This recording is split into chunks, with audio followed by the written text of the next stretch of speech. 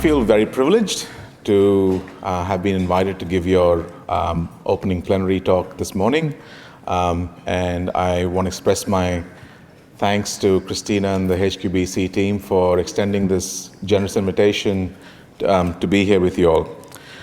Let me start by acknowledging the lands on which we meet, the unceded and ancestral territories of the Squamish, Musqueam, and Tsleil-Waututh nations. And in the acknowledgement protocols of my adoptive country, I'd like to pay my respects to your elders and your knowledge keepers, past, present, and emerging, and acknowledge everyone here who identifies with First Nations. I'd like to extend that respect to you as well.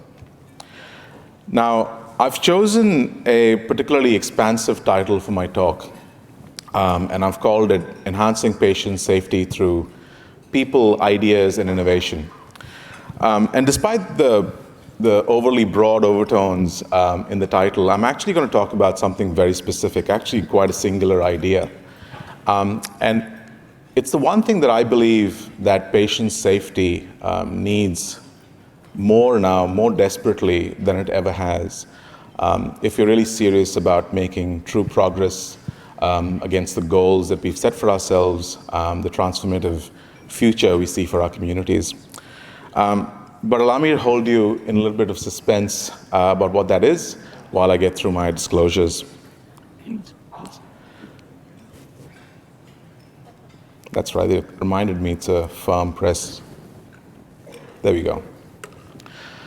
So I am the founder of a private healthcare improvement agency, so I do have a commercial interest in that. As you saw on the first slide, I have a couple of academic affiliations as well.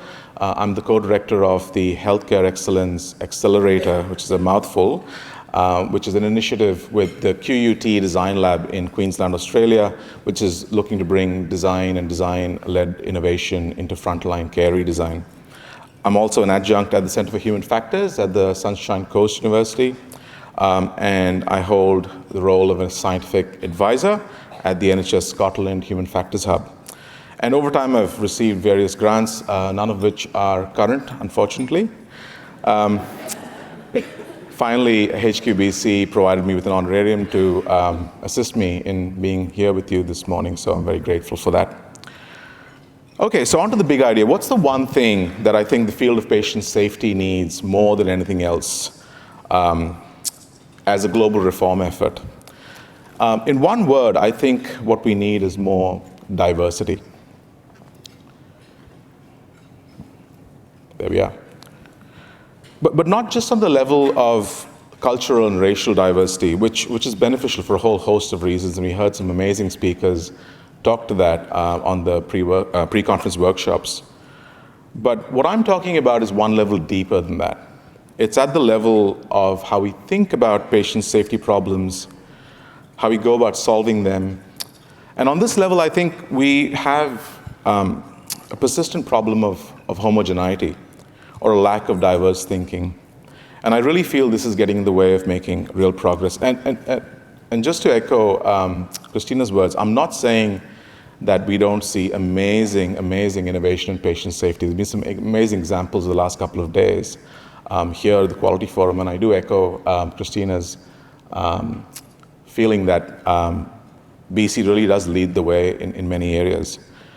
But what I'm talking about is when it comes to the foundations of what we do and why we do it, it has come to be wrapped around this doctrine, which is very linear and very procedural.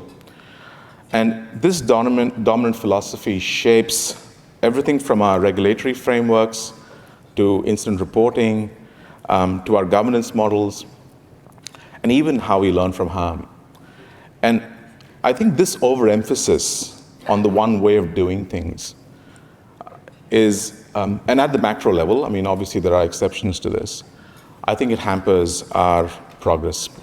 And so, as Robert Pirsig suggests, if things need to change, then we need to re-examine the rationality that drives the systems and structures that currently exist. Otherwise, all change will be superficial and it'll be temporary. So in the next 35 minutes or so, I'm going to take us on a bit of a deep dive into the story of diversity in patient safety. And I'll try to make the case that the patient safety movement was actually born in a culture of diversity. So it's in our collective heritage. And unsurprisingly, it was also when we were at our most innovative. But for a variety of reasons, some intentional, some unintentional, we've lost that diversity over time. And it's impeding our ability to meaningfully address the crisis of unintended harm in healthcare. I'll then provide some illustrations around how restoring some of this diversity may hold the keys for us to realize a safer, more equitable, more human-centered and flexible health system. And finally, I'll end with some experience of mine where we've done some work in Queensland to try and restore and rebuild some of this diversity and what we learned from that. Now, part of my talk is a story about how an evolving crisis response has shaped the journey of the patient safety movement. So let me start by qualifying a few terms. So the Webster Dictionary offers a few definitions of a crisis, but in a contracted form, it's an unstable or crucial time in which a decisive change is impending, especially one with a high probability of an undesirable outcome. It can also be defined as a situation that's reached a critical phase. Now, the first question I think we need to ask is it fair to describe patient safety as a crisis-level problem in 2024? Well, it's established fact that patient harm is continuing at about the same levels as we saw 25 years ago when the patient safety movement first got going. We're still harming people at the same rates we were in the 90s. And this report from Lord Darcy's group at the Imperial College London, it paints a pretty sobering picture. Unsafe care continues to be one of the top 10 leading causes of death globally. And in 2013, 420 million hospitalizations globally resulted in 43 million adverse events. And various documents from the WHO to the World Health Assembly are saying similar things. And this certainly is reflective of the data in Australia, and I suspect in broad brushstrokes it's comparable to what we're seeing here in British Columbia. So in one sense of the word, we're still empirically dealing with a problem that remains at crisis proportions. But we seem to be dealing with it in a way that suggests that it's already a well-managed problem. So it's worth examining why that is. And just give me 1 second.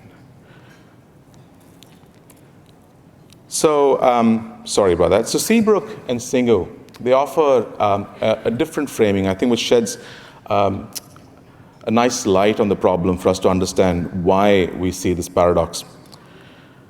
And they differentiate crisis into fast and slow burning types.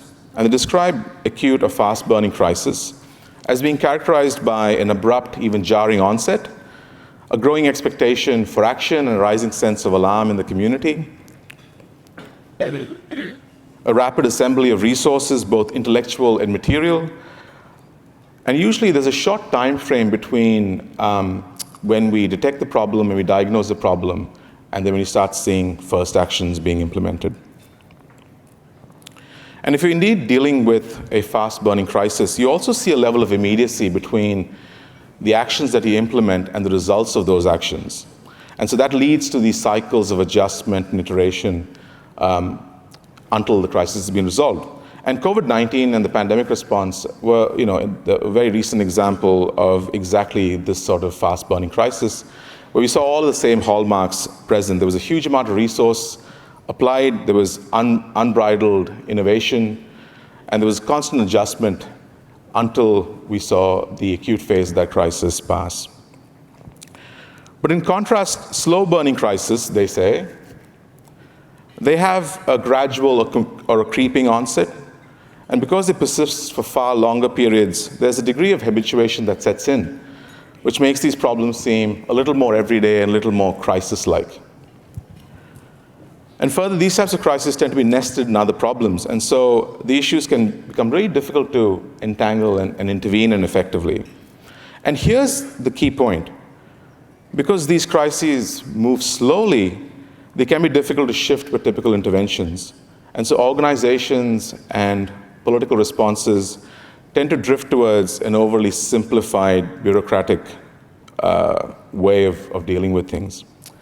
And so the interesting thing is, if we go back to the 1990s, to the origins of the modern patient safety movement, what we see is a picture of an acute crisis response, much like we saw in the pandemic. And the reason we perceived it as acute was because we were all shocked to learn the true scale of the problem almost overnight. It wasn't that the problem didn't exist before, it's just that we weren't across it. And several early papers, they blew up this general perception that healthcare was inherently safe.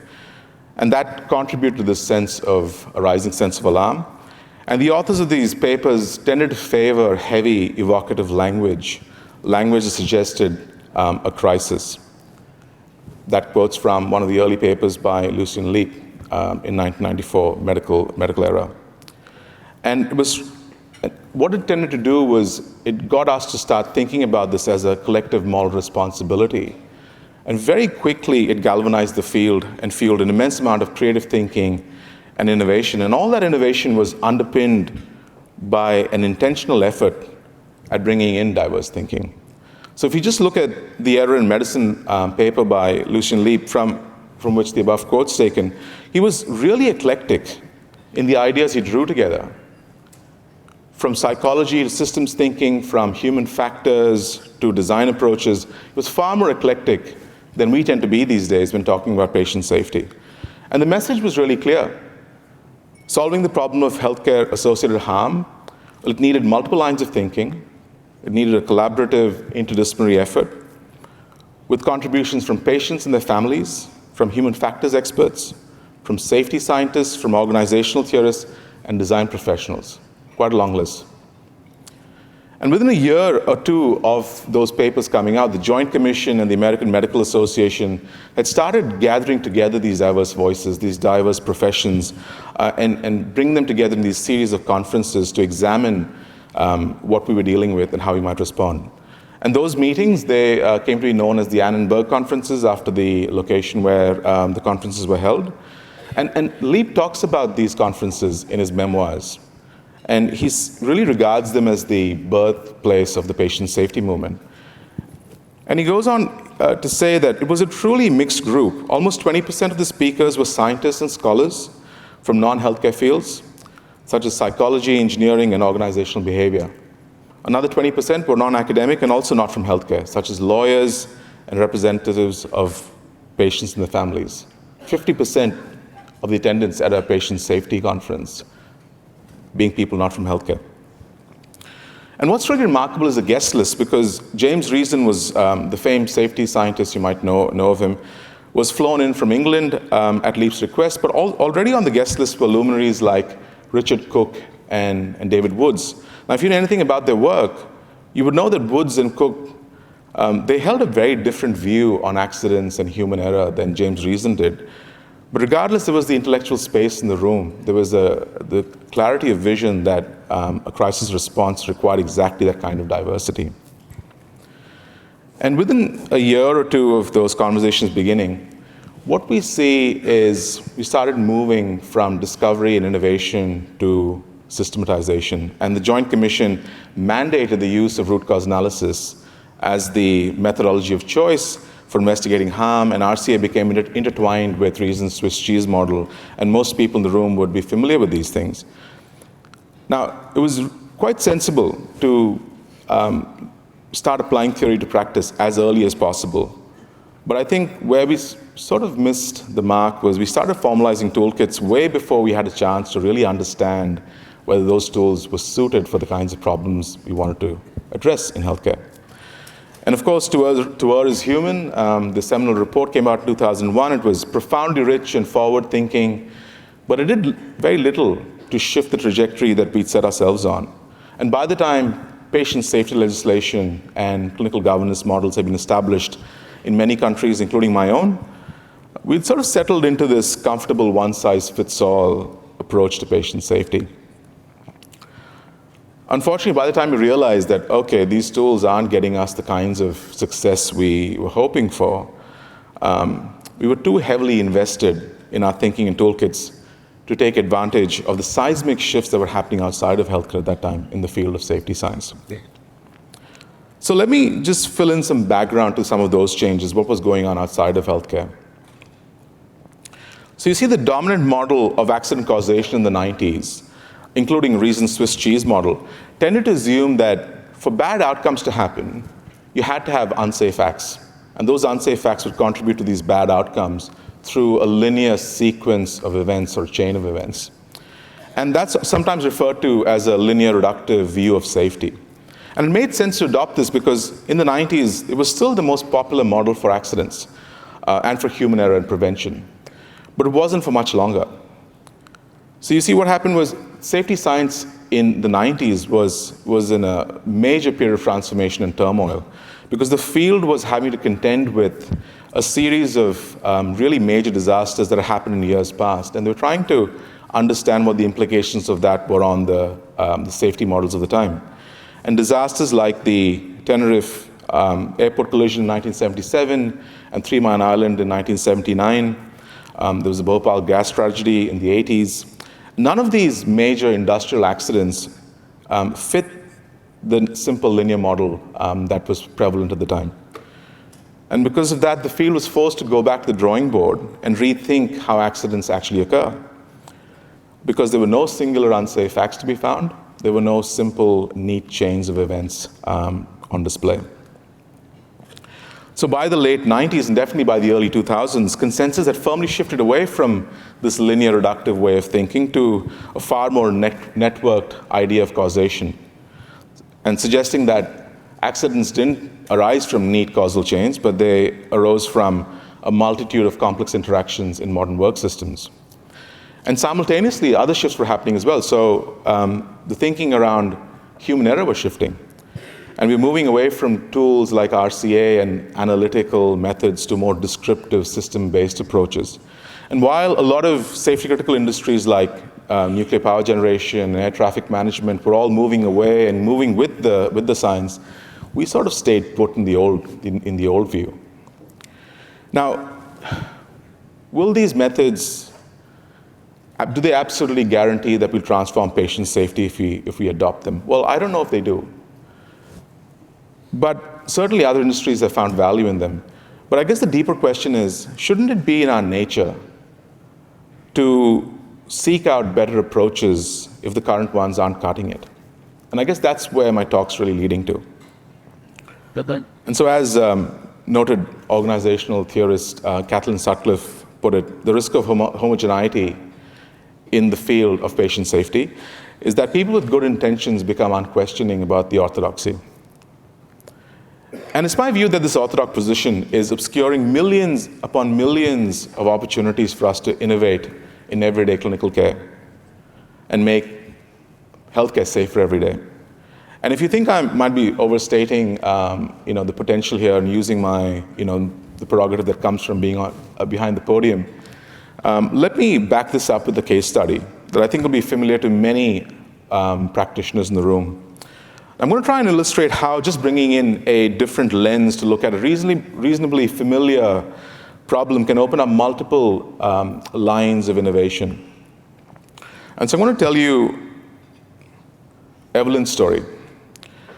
Now, this is a fictional case study, but we all know someone like Evelyn. There's probably many people like Evelyn in your wards across the province today.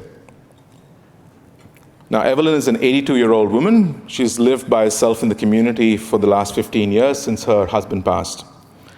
And she's admitted for an acute exacerbation of her COPD, her pulmonary disease, and she's also a type 1 insulin-dependent diabetic. She's brought into the ER via an ambulance after her son, who lives several hours away, had called in a safety check because his mom hadn't answered her phone for several days. On arrival in the ED, she presents as frail, malnourished, and dehydrated, and she hadn't been managing her diabetes all that well.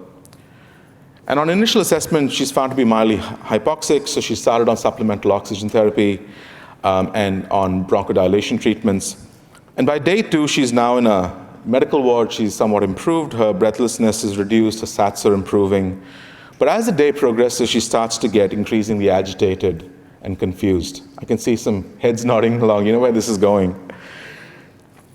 The medical team's right onto it, and they suspect that Evelyn might be experiencing delirium, and they also suspect maybe there's a urinary tract infection that she might be dealing with. And so a comprehensive medical assessment is implemented. And the nursing team, they see that there's potentially an increasing risk of falling for Evelyn, and so they implement a bed alarm, they implement an increased frequency of rounding to make sure she's safe. And on day 3, on the early shift, a relatively inexperienced enrolled nurse is allocated Evelyn and a few other high-risk patients to support them with their cares. At 7:20, she offers to take Evelyn to the toilet, but Evelyn apparently declines. And an hour later, Evelyn attempts to exit the bed and unassisted and falls at the bedside. Now, the fall unfortunately results in an intracranial bleed. Post-fall management is initiated immediately. 2 days after the incident, a decision is made with consent from Evelyn's son to place Evelyn on a palliative pathway. Now, this is a tragic story, of course, but it plays out repeatedly in hospitals all over the world, and it's been doing so for the last 30 years. So what do we learn from this incident? Well, root cause analysis was initiated 2 months after the incident, and Evelyn's multidisciplinary team contributed to the proceedings. The RCA recognized the complexity in Evelyn's clinical picture. It identified that proactive measures were in place prior to Evelyn's fall. Her elevated risk was recognized, and strategies were put in place to manage that. The staff member had offered to assist Evelyn to the toilet, but perhaps could have been a bit more assertive, a bit more encouraging. It was identified that the risk of falls was not formally discussed with Evelyn, and generally speaking, it was also understood that that particular ward was a bit patchy about their compliance with conversations around risk with patients. Where are we on the... Right. And as far as contributory factors, the ward being busy, the inexperience of the staff member, and Evelyn's declining cognition are identified as contributing factors. And so a recommendation is then made to revisit how falls risk conversations are undertaken with admitted patients. It's also recommended that staff are put through the hospital's communication program, and less experienced nurses should be given opportunities to buddy up with senior colleagues as they build confidence. Now, as far as RCAs go, this is reasonable. There's nothing wrong with that. But it's still a linear analysis of a failure event, right? So what would it look like if we brought in a slightly different perspective? Would that offer anything new? So let's try one. Let's look at safety 2. So Safety 2 was developed by renowned safety scientist Professor Eric Hollnagel. And the link to the white paper on the screen is well recommended if you want to learn a bit more about this, if you've not heard about this way of approaching safety before. But in brief, Safety 2 is all about making sure things go well, more often under more varying conditions, rather than trying to reduce failure per se. And at the heart of Safety 2 is this recognition that adaptation is the source of both failure and of success. And what this means is that adaptation is ubiquitous and it's unavoidable because clinical work is just full of goal conflicts, full of competing demands. And there's always a need to make adjustments, both small and large, to be more efficient and to meet the challenges that arise. And most of these adaptive decisions work out, and sometimes they don't. Safety 2 also holds this view that systems, as in clinical systems, are always functioning in a degraded mode. And they do so without incident. And so when we go in after an incident happens and we do root cause analysis, just because we found some practice that deviates from a protocol, or we find something that's not quite compliant, doesn't mean that we found a root cause in any true sense. All we've seen is just everyday adaptation that often doesn't lead to incidents, but in this case, it was part of the picture. So what does this mean from a slightly more graphical perspective? So if you walked into any clinical environment today and you spent, say, a month there observing practice, generally what will arise from that, and if you plotted that in a graph, is you'll see some kind of normal distribution, some sort of a curve emerge. And what that curve basically suggests is right in the middle of that curve is when everything goes according to plan. The protocols meet the needs of the clinical demands of that particular patient. But on the left and right of that is a whole lot of clinical adaptation.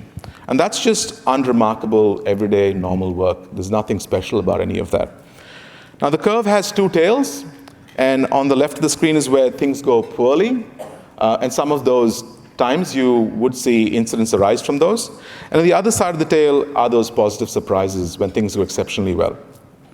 Now, safety 2 implies that all work systems produce this sort of distribution. But a high-performing system will have a curve that sits slightly to the right of the low-performing one. You tracking with me? Okay. So the problem with our current model is that we don't see the full distribution of normal work. Instead, we have this extraordinary amount of data on the left-hand side of that tail. We have pretty much nothing in the middle, and we have a tiny bit on the other extreme, which is all the really, really good stuff, that the exceptional positive surprises. And because of this, we just keep trying to slice off the bottom end of the normal performance curve without recognizing that to shift the tail, you also have to shift the entirety of everyday work. Okay, that gives us enough to work with. So let's see what that offers us in terms of Evelyn's picture. So applying this lens to Evelyn's case study, some things immediately change. First up, we recognize that the actions and inactions that were identified through the RCA, they're not standalone issues. They actually connect to a host of deeper considerations around how work is planned and delivered to all patients on the ward. And we also stop focusing on the circumstances surrounding failure. We start to turn our attention towards what we can do to make things go well under a larger variety of situations. Now, one priority that could emerge from that line of thinking is either spontaneously or through facilitated work of safety practitioners, clinical teams can start having conversations to start figuring out how to remain responsive to the needs of patients, especially in those non-ideal situations. When things are busy, when the right staff aren't on, when you have a heavy caseload of patients, or you're dealing with workload challenges or overcrowding in your hospital. It's really developing those strategies for those situations that helps us succeed. And so the focus shifts to seeing what we might amplify. This might mean openly discussing what sorts of tasks can be set aside. Not everything is as critical as everything else. We often leave that to clinicians to decide on the fly as to what they might do less of. But from a safety 2 standpoint, this is exactly what we should be having conversations around, and then sharing that information so everyone knows that when we're entering a period of high stress, what are the signs of us entering that period, and then what might we do differently to I suppose, fail safely, but also to succeed under those situations. Do you see where I'm going with this? So, the response to a clinical incident can look dramatically different if you have access to different viewpoints on what's going on.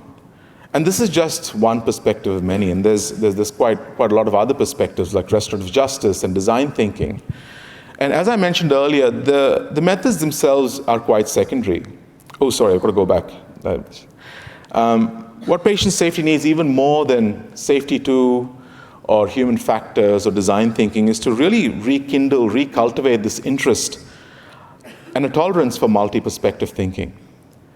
And I want to suggest that is something we do quite well in other parts of healthcare already, so why not in patient safety? So just a few weeks ago, as I was preparing for this talk, I was looking for this quote, and it was just eluding me. It was from a a book that's been quite impactful for me called Sand Talk. It's about how Indigenous thinking can save the world, and it's by an Australian academic and an Aboriginal author. I couldn't find the quote. I kept flipping through the book, so I resorted to Google, and quite serendipitously, I discovered this phrase, which should be quite familiar to all of you, which is two-eyed seeing.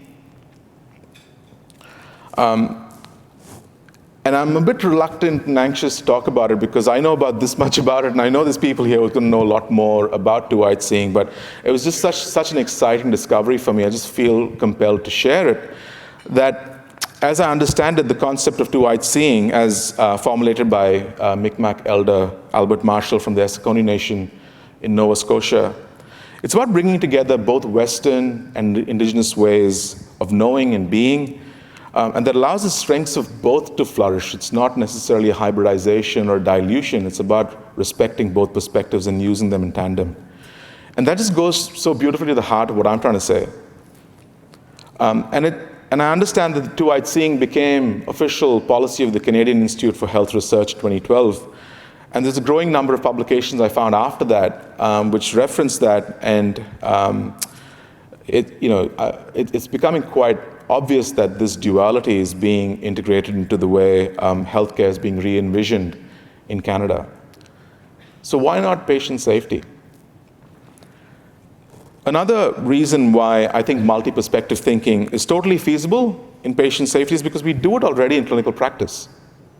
So I see this in my discipline of occupational therapy. I still work clinically. And OT students are often asked to develop what's called a conceptual portfolio. So not just a bunch of methods, but actually different ways of seeing, frames of reference that we can use. And we have several, obviously the exceedingly popular Canadian model of occupational performance, the best that's out there. Yes, OTs in the room, yes. We use it in Australia as well. Based in a Western worldview, but we also have others. So the one I want to share is the Kawa model, which was from Michael Iwama, who's Japanese, and was developed to suit a non-Western way of thinking about life and occupation. And it's for people from cultures that are less individualistic and more connected to community and culture and context. And Kawa is the Japanese word for river, and the river represents a metaphor for a person's life journey. And along its meandering path, the quality and the character of the flow changes, and that reflects different life stages and different life priorities. And there are 4 interrelated constructs within the Kawa model, and the OT's role is to help the individual find balance between these. And so the riverbanks represent the environments, the context, the social and physical dimensions of health and disability. The rocks represent obstacles and challenges we need to navigate through life. The driftwood is the transient influencing factors, and the spaces are the future opportunities for enhancing flow. A very different worldview to some of the other frameworks, but we seem to be able to navigate that space quite easily.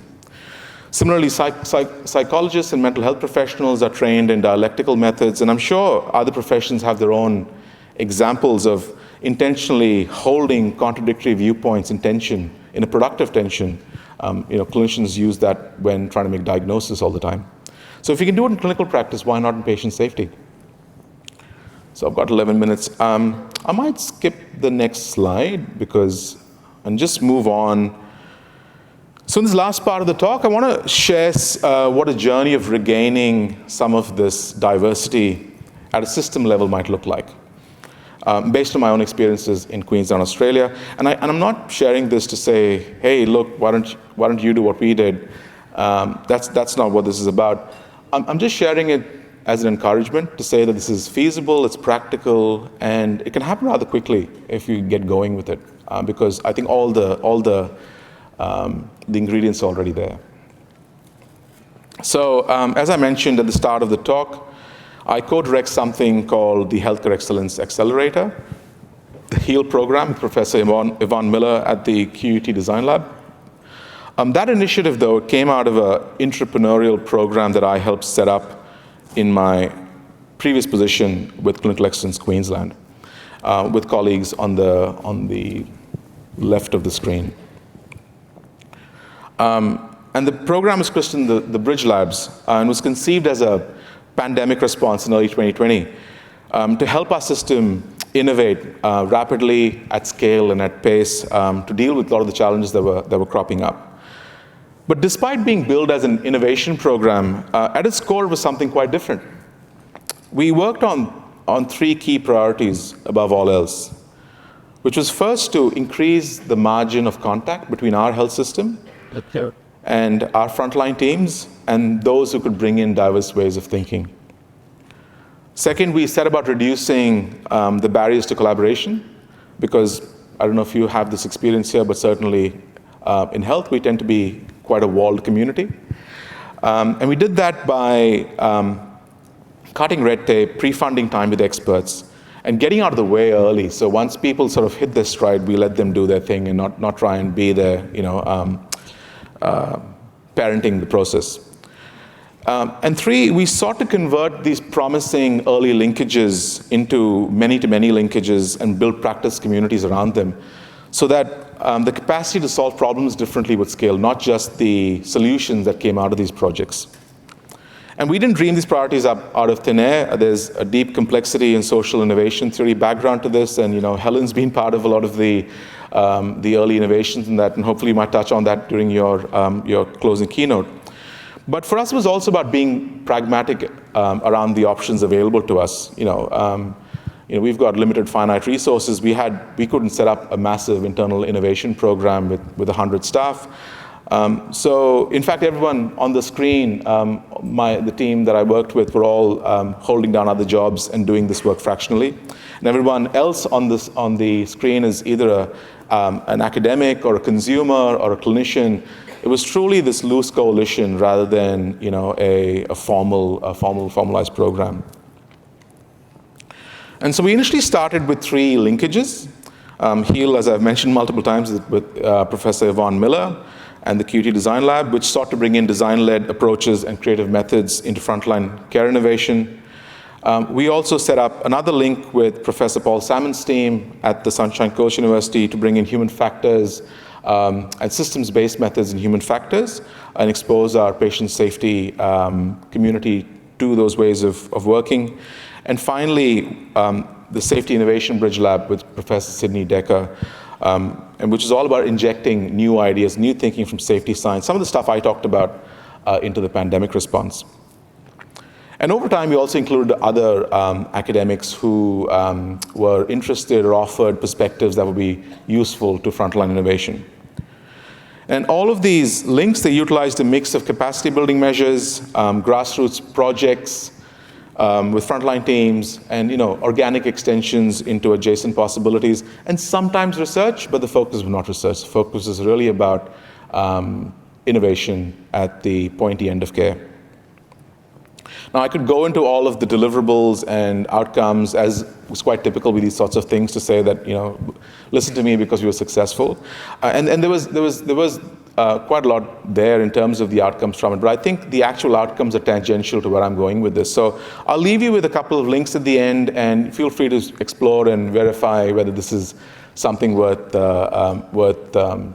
paying attention to on your own time. But I will make a couple of observations, which is that this experiment of exposing our system to diverse thinking, it had a remarkable impact on health system leaders and frontline teams in a very short period of time.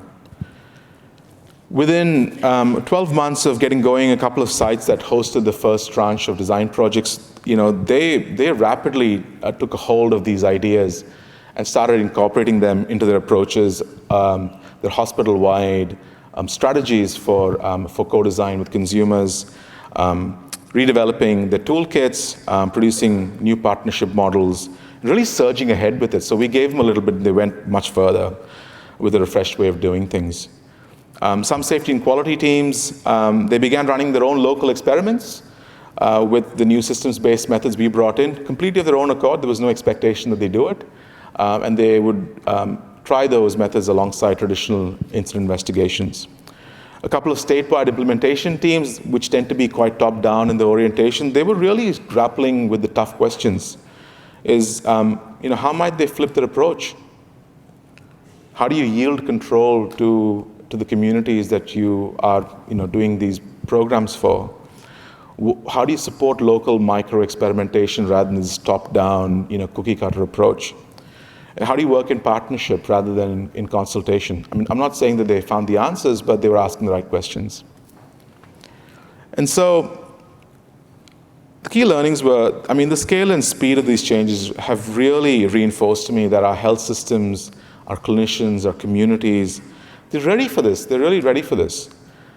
And while we clearly don't have all the answers, we don't have any of the answers, it seems like the best path to discovery is through multi-perspective thinking.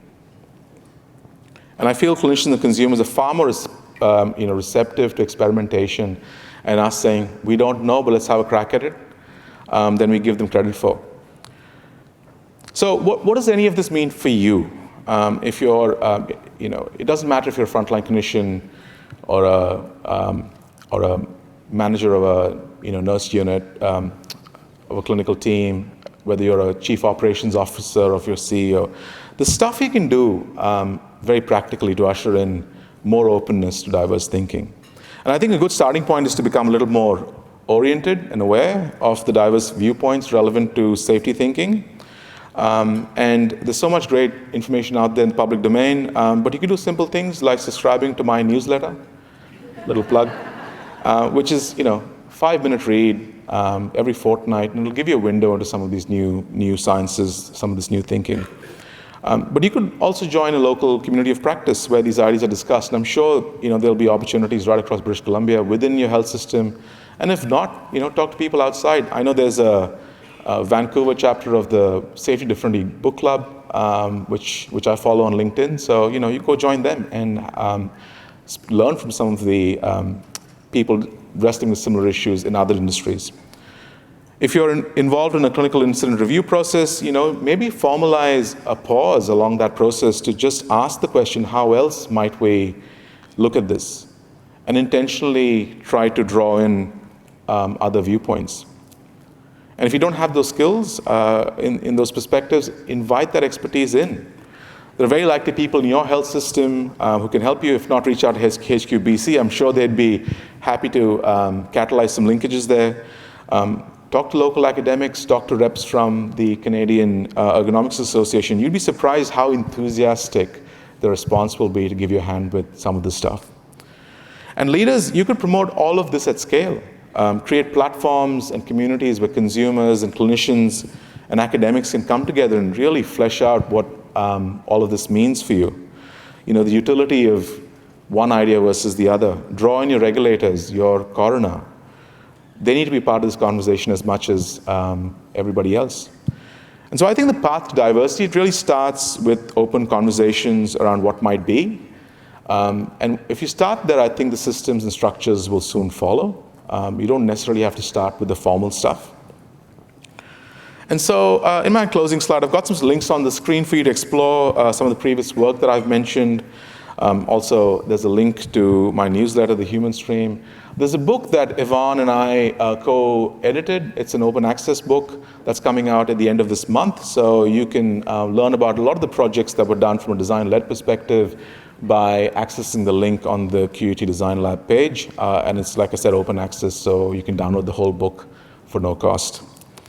So I might just wrap up by saying that, I do apologize if I come across as being a bit overzealous in my delivery. I think I intended on being more overzealous than I actually managed, because I'm still struggling with jet lag.